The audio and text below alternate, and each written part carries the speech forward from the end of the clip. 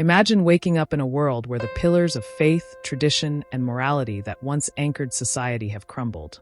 For centuries, humanity found meaning through religious narratives, but now these structures seem increasingly fragile and irrelevant.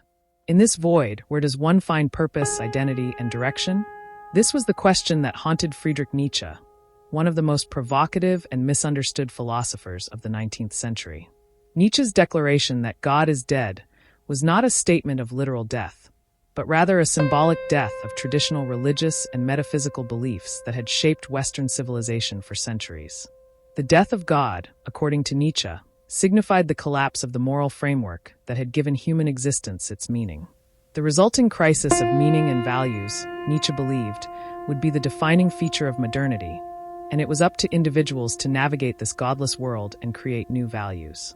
But how do we reclaim meaning in a world where old certainties are gone? How can humanity face the abyss of nihilism and, instead of succumbing to despair, find the strength to create new meaning for itself? In this video, we explore Nietzsche's philosophy and its profound implications for the modern world. By understanding Nietzsche's views on the crisis of modernity, we can begin to uncover how his philosophy offers a radical approach to reclaiming meaning in a godless world. Welcome to the unfolding journey, where we delve into the depths of philosophy, literature, and the ideas that have shaped our understanding of the world. Whether you're a seasoned thinker or just starting to explore big ideas, we bring you fresh perspectives on the questions that matter most. Today's video will focus on one of the most influential yet controversial figures in Western philosophy, Friedrich Nietzsche. We'll explore his groundbreaking ideas on the crisis of modernity, the death of God, and how we can reclaim meaning in a world that seems to have lost its direction. Before we dive in, make sure to subscribe to the channel so you don't miss out on future videos that explore the power of philosophy and the ideas that continue to shape our understanding of life. Friedrich Nietzsche was deeply concerned with the state of modernity and the rapid changes occurring in the cultural and intellectual landscape of the 19th century. Industrialization, the rise of secularism, and the decline of religious authority all contributed to a fundamental shift in how people understood the world and their place in it. The traditional religious and metaphysical explanations for existence, which had been dominant in Western civilization for centuries, were losing their power. For Nietzsche, this was both a crisis and an opportunity. A crisis because it left humanity in a world without inherent meaning or purpose, and an opportunity because it opened the door for individuals to create their own values. Nietzsche's famous proclamation that God is dead first appears in his work The Gay Science, where he introduces the idea of the madman who announces God's death in the marketplace. This madman exclaims that God is dead, God remains dead, and we have killed him. Nietzsche was not referring to the literal death of a deity, but to the gradual erosion of belief in God and the religious systems that had supported traditional morality. As science, reason, and secular philosophy began to take hold, God and religious doctrines lost their central position in society.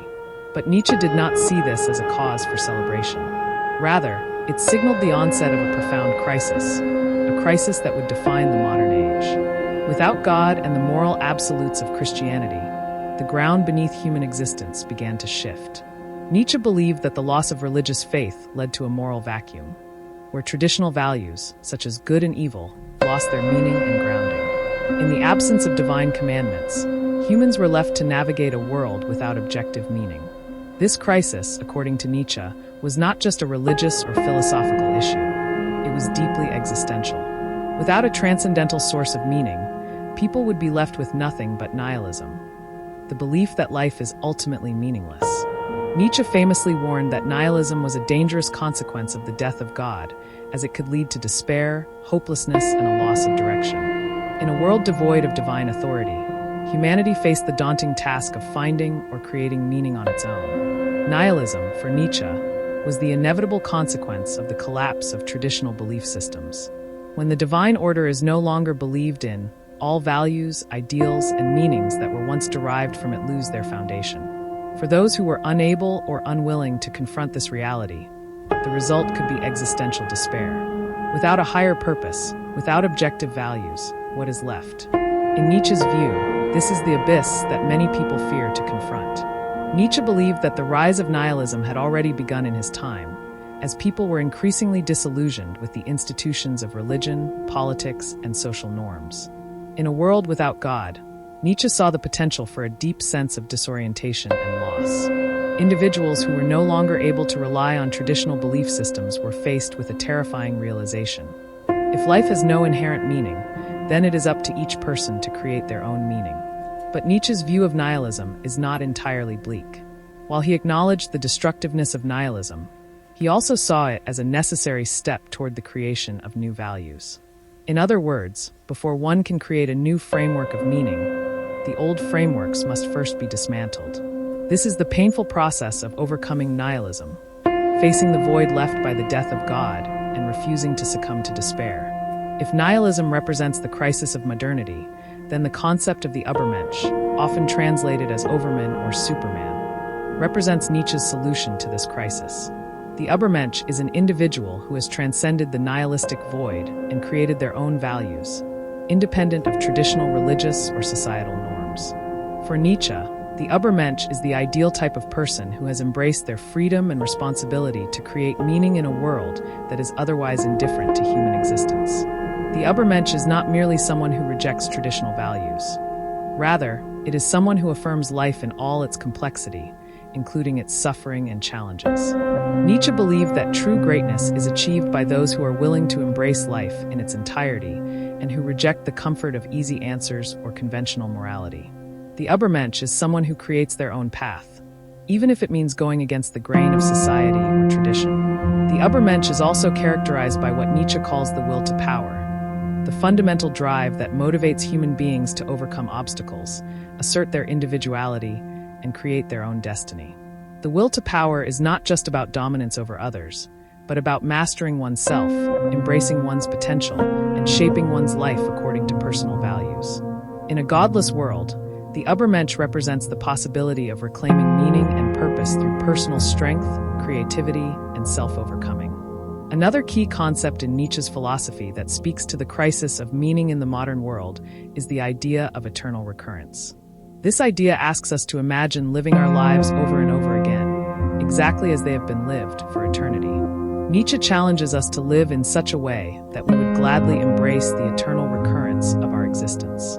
This thought experiment forces us to confront the value of our actions, our choices, and our lives in a radically honest way. Would we be satisfied with the way we live if we had to live it endlessly? If not, then perhaps we are not living authentically or meaningfully. The concept of eternal recurrence is a call to fully engage with life in the present moment, to affirm life as it is, and to make choices that align with our deepest values. For Nietzsche, to embrace eternal recurrence is to fully accept our existence and to create meaning from the raw material of life itself. It is a radical challenge to the nihilistic tendencies of modernity, encouraging us to live with passion, creativity, and a sense of purpose, even in a world without divine or objective meaning. Nietzsche's critique of modernity, epitomized by his declaration that God is dead, serves as a powerful commentary on the challenges of living in a world that has lost its traditional sources of meaning. The crisis of modernity, according to Nietzsche, is not just an intellectual issue.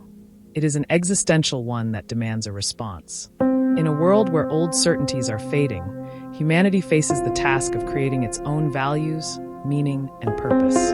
Nietzsche's philosophy does not offer easy answers or comforting solutions, but rather a challenge to confront the void of nihilism and create something new. The Übermensch represents the possibility of overcoming nihilism by embracing life's challenges, creating one's own values, and affirming existence in all its complexity. The idea of eternal recurrence further challenges us to live authentically and with purpose, to fully engage with the present moment and make our lives meaningful, not because of any divine guarantee, but because we choose to make them so.